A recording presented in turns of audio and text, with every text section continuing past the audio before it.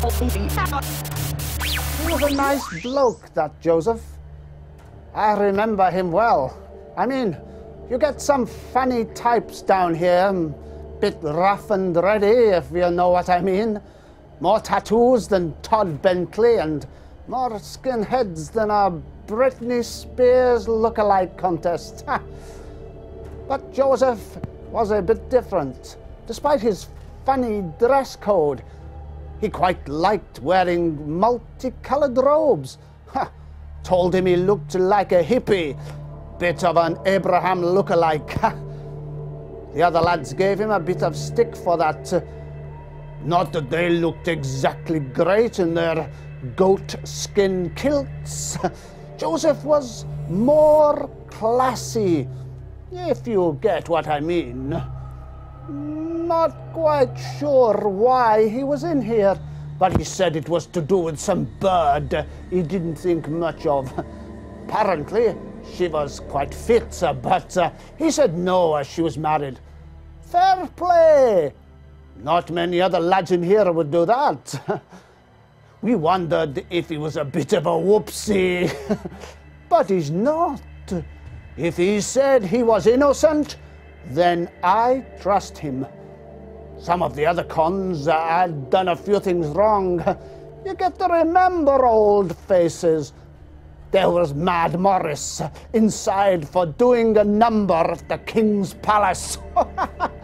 He pole vaulted over the palace walls after having a few too many Egyptian alcopops. Then there was Dancing Dennis, we called him. He was inside after his dance with the Pharaoh's missus at the palace ball. Oh, big mistake that. We had a few other crooks in here, a bit of burglary, assault, and the usual stuff. Joseph stood head and shoulders above them all. Good lad. Bit of a laugh, too. I am always on the lookout for a con to look after the place. Joseph was sound, and it was obvious I could trust him. Left the keys in his cell one day. Completely forgot them after one too many sambucas.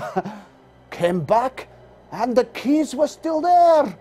He'd looked after them so no other prisoners could escape.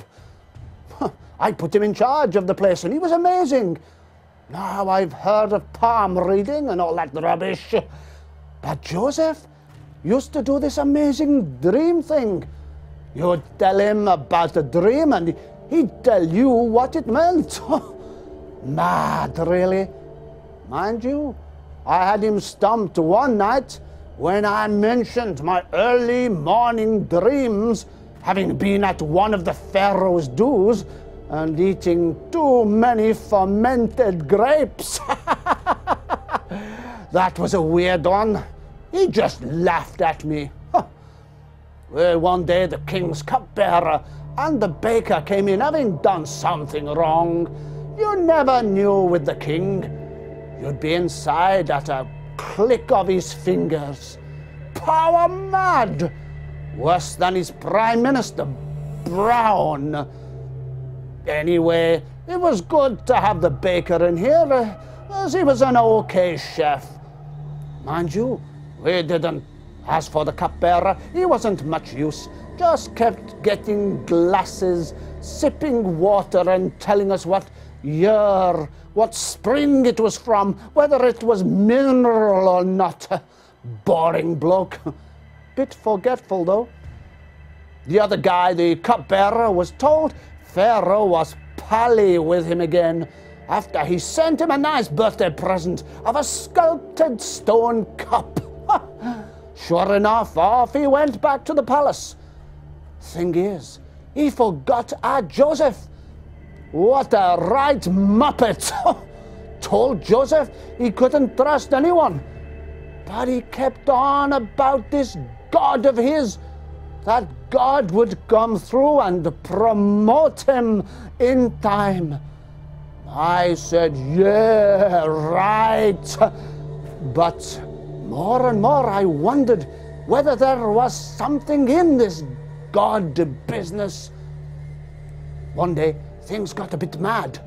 The cupbearer and the baker had a couple of mad dreams. We all got Joseph to do his thing, and he said that the baker would be killed. Tell you what, that sent the place quiet. He must have really done something wrong to the Pharaoh's food. And I'm not just talking too much garlic. Any thoughts we had that he might be a new Jamie Oliver went in that moment.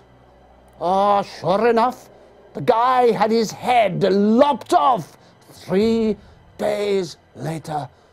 Sad business. A little while later, Pharaoh had a dream. And then the cupbearer remembered Joseph and got him to do his thing. You'll never guess what happened. Pharaoh only went and made him PM. Unreal. Prison to Prime Minister in a day. Oh, I lost a good man that day.